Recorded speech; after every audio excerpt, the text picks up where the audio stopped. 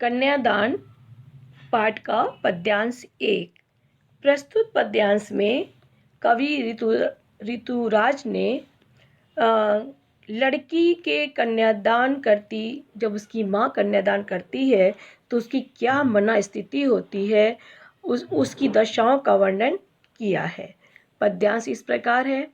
कितना प्रामाणिक था उसका दुख लड़की को दान देते वक्त, जैसे वही उसकी अंतिम पूंजी हो। कवि कहते हैं प्रामाणिक मने होता है सत्यता से भरा हुआ, एकदम सच्चाई से भरा हुआ। जब एक माँ अपनी बेटी का कन्यादान कर रही होती है, उसके अंतर की जो पीड़ा है वो बहुत ही ज़्यादा सच्ची होती है, सत्यता से परिपूर्ण होती है, क्योंकि वो उसकी जीवन की पूंजी होती है, उसके जीवन का अनुभव होता है। अपनी बेटी को अपने जीवन के अनुभव को बताती है माँ, क्योंकि उस समय, जिस समय ये कविता रचित की गई है, उस समय लड़कियों की बहुत ही कम आयु में विवाह कर दिया जाता था। लड़की बस 11 से 15-16 साल तक की ही होती थी, उसकी शादी कर दी जाती थी। उस समय लड़कियां बड़ी तो हो जाती थी, परंतु वो समझदार नहीं हो पाती थी।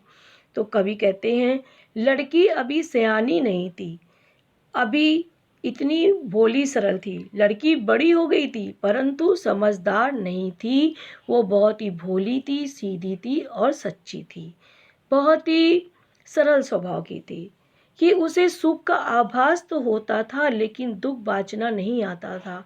कवि कहते हैं उस बच्ची ने, उस लड़की ने अपनी माँ के घर में सिर्फ सुखों को ही देखा है, उसने दुख को नहीं देखा। क्योंकि कोई भी माँ बाप अपने बच्चों को दुख से अवगत नहीं होने देते हैं।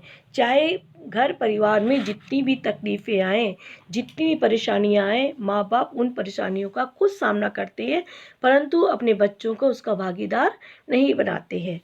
इसी कारण से उस लड़की को सुख तो पता था कि सुख जीवन का क्या होता है, लेकिन दुख क्या होता है ये उसे बताना नहीं आता था। बाँचना माने होता है बताना, उसे नहीं आता है। पाठिका थी धुंधले प्रकाश की, कुछ तुकों और कुछ लयबद्ध पंक्तियों की। कवि कहते हैं वो ये जानती थी धुंधले की जीवन, अब वो बड़ी हो गई है, उसका विवाह होगा। पाठिका थी धुंधले प्रकाश की, धुंधला प्रकाश जहाँ पे कुछ भी स्पष्ट नहीं है, अस्पष्ट है। उसे अपने जीवन के बारे में आगे भविष्य उसके लिए अस्पष्ट था। उसे ये नहीं पता था कि वो ससुराल जाएगी, किस प्रकार से परंपराओं को निभाएगी, रस्मों को वो कैसे निभाएगी। वो ये कवि कहते हैं कि वो सिर्फ सीधी सरल कविताओं को पढ़ सकती थी। अगर कोई कविता गुणता से भरी हुई है, उस पे गुण भाव है, तो वो बच्ची उस कविता के गुण भाव को नहीं समझ सकती थी। उसी प्रकार से वो ये जानती थी कि उसकी शादी होगी, वो ससुराल जाएगी, उसको नए रिश्ते नए नाते मिलेंगे, परंतु उन नए रिश्ते नातों के साथ कैसे संबंध स्थापित करना है इसका उसको अनुभव नहीं था, इसकी उसको जानकारी नहीं थी, क्योंकि वो भोली थी, नासमझ थी, अल्प आयु थी, अभी उसकी उम्र शादी के लायक नहीं हुई थी। परंतु हमारे भारतीय समाज में लड़कियों की शादी बहुत ही जल्दी कर दी जाती थी, परंतु अभी सरकार ने लड़कियों की शादी की उम्र 18 साल सुनिश्चित कर दी है। अगर उससे पहले कोई अपनी बेटी की शादी करता है तो उसे कठोर सजा मिलती है।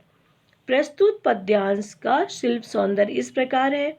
भाषा सरल है, स्पष्ट है, भावानुकूल है, कविता गद्य की भांति है किंतु गीतमय है।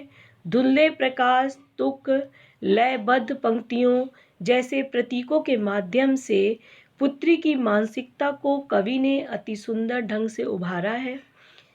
देते वक्त में अनुप्रास अलंकार है। अंतिम पूंजी हो में संभावना व्यक्त की गई है, अतः इसमें उत्प्रेक्षा अलंकार है। माँ के दुख को प्रामाणिक कहकर दुख की गहराई को बढ़ाया गया है।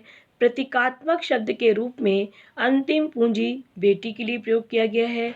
धुंधला प्रकाश वैवाहिक सुखों का अस्पष्ट ज्ञान कि उसे किस प्रकार से उसके जीवन में वैवाहिक सुख आएंगे उसका ज्ञान नहीं था। तुकों और लयबद्ध पंक्तियाँ का मतलब है जीवन में सुखों का मधुर पक्ष। स्त्री जीवन के प्रति कवि हृदय की संवेदना की अभिव्यक्ति हुई है। कह सकते हैं इसका भाव सुंदर इस प्रकार है कि कवि ने कन्यादान कविता की इन काव्य पंक्तियों में पुत्री के लिए मातृ हृदय की गहरी संवेदना को उभारा है। अपने सुख दुख की सखी बेटी को वे कन्या दान के रूप में देते समय उसे अत्यंत दुख हो रहा है।